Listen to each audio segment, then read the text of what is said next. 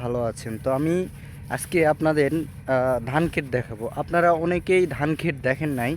আসসালামু আলাইকুম, সবাই কেমন আছেন? আশা করি অনেক ভালো আছেন। তো আজকের আমার এই ভিডিওটা হচ্ছে ব্লগ ভিডিও। এই ব্লগ ভিডিওতে আমি দেখাবো আপনারা ধান ক্ষেত দেখবেন। তো এই ধান ক্ষেতের ভিডিও আজকে আমি আপনাদের পুরোটাই দেখাবো। চলুন ধান ক্ষেতে যাওয়া যাক।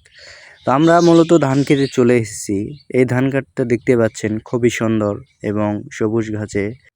এখন মূল কথা হচ্ছে আপনারা এই ধানটা কোথায় দেখতে পাবেন? এই ধান ক্ষেত এটা হচ্ছে নওগাঁ জেলার রানীনগর থানায় এই ধান ক্ষেত আছে।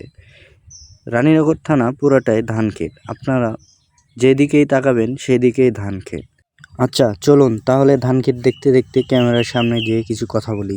সবাই কেমন আছেন? আশা করি অনেকেই ভালো আছেন। তো আমি আজকে আপনাদের ধান ক্ষেত দেখাবো। আপনারা অনেকেই ধান ক্ষেত দেখেন নাই।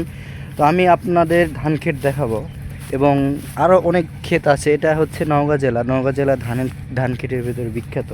আপনারা আশপাশে দেখতে পাচ্ছেন পুরোটাই কিন্তু ধান। ঠিক আছে, এখানে কোনো আবাদ নাই, শুধু ধানেরই আবাদ। চারিদিকে শুধু ধানেরই আবাদ। তো আপনাদের আরও একটা জিনিস আমি দেখাচ্ছি, আপনারা একটু দেখুন। আপনারা দেখতেই পাচ্ছেন ধানগুলো ফুলে ফুলে বের হয়ে গেছে। ধানের শীষগুলো অনেক বড় বড়। এই ধান পাকতে আর 20 থেকে 25 দিন সময় লাগবে। 25 দিন পরে হয়তো এটা কাটা পড়বে। 25 দিন পরে এগুলো ধান। তো ভিডিও ভালো লাগলে আমার চ্যানেল সাবস্ক্রাইব করে আমার সাথেই থাকবেন। ধন্যবাদ।